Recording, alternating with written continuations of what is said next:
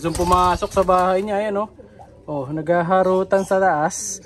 Oh, baka mamaya umitlog na to no. Hindi natin sure. Baka sa mga susunod na araw umitlog na pala.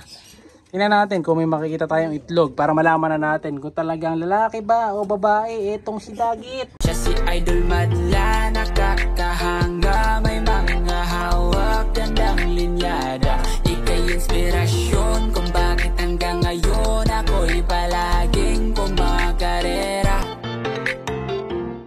Anak ng tinapa, malapit nang lubugin yung bahay nila Barak dito sa ilalim mga kalapatid. Sa yan, oh.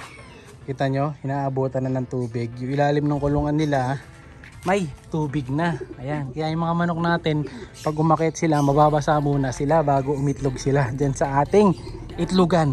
Kita nyo, meron pang isda ditong palutang-lutang. Oh. Kaya sinasabing epekto ng global warming. Kita nyo, alala, galing yan dito mga kalapatid. Buhay pa yung mga ino nakarang araw. Pero ngayon, dedo na. Ayan o. Ay ba, meron pang isa doon o. Ayan o, may isa pa o. Hindi ko lang o bakit, parang nalulunod sila. Ayan, may isa doon, may isa pa doon. Diba? Global warming, kita nyo yung kulay ng tubig dyan. Kulay iced tea. No? Kaya siguro na dead sila. No? Hindi natin alam. Tapos ito, yung mga itik natin, umiitlog na naman sila dito. Ayan, si Dagit. Mamaya kakamustahin natin. Ayan, yung mga itlog tayo dito. Ito mga bago dyan. Luma to. Luma to, luma. Ayan. Ito ang bago yung tatlo. Ayan. Ito tatlo na to, lalaga natin yan. Ulam natin mamayang gabi. Yung iba doon, ayun, mga itlog na nung bibi yung iba eh. Ayan. Tapos ayun nga, dito baha na. And then yung ibon nga pala natin dito, nabawasan na mga kalapatid. Ito. Dahil pinadala na natin yung isa kay Boss Jan Amuraw.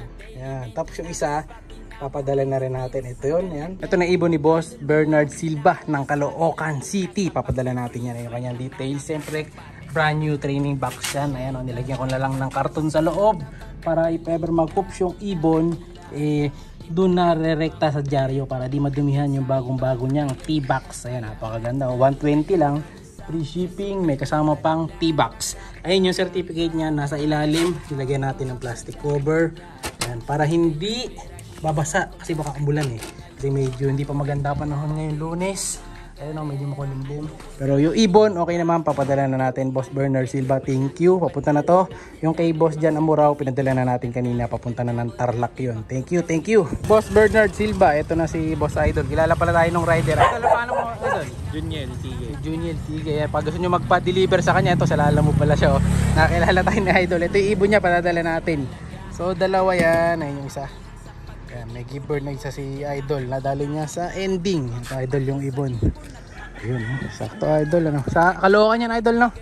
Caloocan. Ito Idol yung bayad sa kanya. Thank you Idol ha. Salamat tayo. May shoutout ka Idol. Shoutout sa Albiona. Albiona to. Saan ka ba naglalaro Idol? Tito ko po yun. Sa tito mo na nagkakalapate. Pero ikaw, hindi ka nag-ibon. Dati po. Stop na ano. Yeah, Idol, thank you ha. Maraming salamat. Ayun. At yun nga, napadala na natin yung isa nating ibon pa Caloocan. Kilala pa tayo nung rider. Shoutout kay Idol. Ayan. Idol rider. Nabubulol-bulol pa ako kanina. Wabon na. Kaya medyo bumachi na rin si Idol. Mga kapatid siya, no? Umuulan na rin. Kailangan na natin i-shield yung mga kulungan kasi nag-uulan na naman nga. Ito, natanggal pa yung bakal kanina nung kinuha ko yung young bird. So, yung pinadala nating ibon na yun, yun nga, 120 lang yun, free shipping pa. So, kung rin yung sumali sa mga ganon, mag-PM lang kayo sa page para masend ko sa inyo yung mga numbers natin. So, meron tayo yung minsan 2 batch. Pag marami sumakasali, pag kainaman naman, pa isa-isang clutch lang. Pero, lagi naman tayo meron nga weekly. Kaya gusto nyo magsumali, mag-PM lang para makapanalo kayo. Tatlong young bird natin na tinape, eto na sila. Dahil bukas, kung mas maganda panahon, wawalan na natin yan. Bukas siguro, baka may loading na, Martes. Para dun kay Dagit. Oy, huwag ka lilipad. Makulit yung grisel na to, bumababa talaga eh. Sige, baba. Yan. Tulak. Pasok. Nakatape yan mga kalapatis. 1 week na nga sila nakatape. Ano na sila, overdue. Dahil nag-uulan eh. Hindi natin mapaulan. Sayang yung ibon. O ayan, ayan. Ito, bukas pwede nang tanggalan ng tape. Dahil ano na sila, hinug na sila sa tape. Lilipat pa sa kabila butas. Lilipat sa kabila. Ayun sa, huwag ka lilipat. Yan! Okay na yan. Tasaran na natin Yun, ayan. Hanggang sila ay kusa ng bumaba. Okay na yan. Magbumaba na yan. Hanggang diretso na dito sa ibaba mga kalapatid. Si Dagit, okay naman siya. Nandun ng sa loob. Mustahin natin. Tapos na. Oh, yun pala. Tapos na nga pala yung gamutan ni Dagit mga kalapatid. Sa'yo, no? Diba? Ayan, si Dagit. Tapos na ang gamutan ni Dagit. Magaling na. So, nasa halos 5 days na rin natin siya binigyan ng Contra 1 Eye Cold. Ayan, sa mga nagtatanong, yun pa rin ang gamit natin. Yung nire-reply ko sa inyo sa page. Yun ang ginagamit natin niya. Kaya kita nyo, magaling agad. Tapos yung mga kasama natin na kalapati dito, binigyan din rin madlato ng ilang piraso, 3 days, para di magkaroon ito. Mga young birds. Si Kobe, binigyan na rin yan 3 days kasi mahaba naman ang pahinga nila. Ito mga to, 3 days na rin bilang prevention kasi sigurado tatamaan no? Kaya binigyan na rin natin. Ang maganda dito si Dagit, ang mata niya sentrum complete na, yung buo na yung mata yan. Nagniningning na ulit ang mata. Medyo nag-aaway-aaway lang sila ng konti kasi nakasara yung bahay nila ngayon So dito muna sila habang wala pang karera, habang wala pang laban na yan. So bukas pwede na ulit magparonda to or mamayang hapon. Alis kasi tayo mamayang hapon, di natin sila mapaparonda.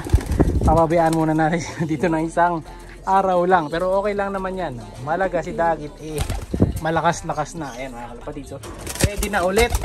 Ayan, nag-Spiderman na ready na ulit to mga kasidagit. Sana makauwi ka sa susunod na laban pa. Ayan, gusto pumasok sa bahay niya. Ayan, naghaharutan sa taas. Baka mamaya umitlog na to hindi natin sure, baka sa mga susunod na araw umitlog na pala. Tingnan natin kung may makikita tayong itlog para malaman na natin kung talagang lalaki ba o babae itong si Dagit. Ayun, bura-bura ko pa, yabang Si Dagit na mahusay, ang may stamp na mahusay. Tingnan natin kung may stamp ka ba. Siga pa mga kalapatid, gusto na daw yan pumasok sa bahay. Buksan nga natin ito kung papasok. Ayan pasok na, tingnan ko kung papasok. Ay si Kobe mga kalapatid. Uy, target na target. Isa, nagwawala isa. Okay, pasok nga, pasok. Yun diba, master na nila ang pagpasok, pero bawal kayo dyan. Kaya labas muna kayo dyan. Ginagamit lang natin yung page kasi na to pagka may laban. Pag walang laban, hindi muna natin gano'ng pinagagamit to para hindi sila mamihasa dyan kasi tatamarin na sila magronda, ganyan. Tapos si Dagit mga kalapatid, salis muna natin si Dagit dyan. Ikaw din Kobe, alis ka muna dyan. Yan, sara muna natin to.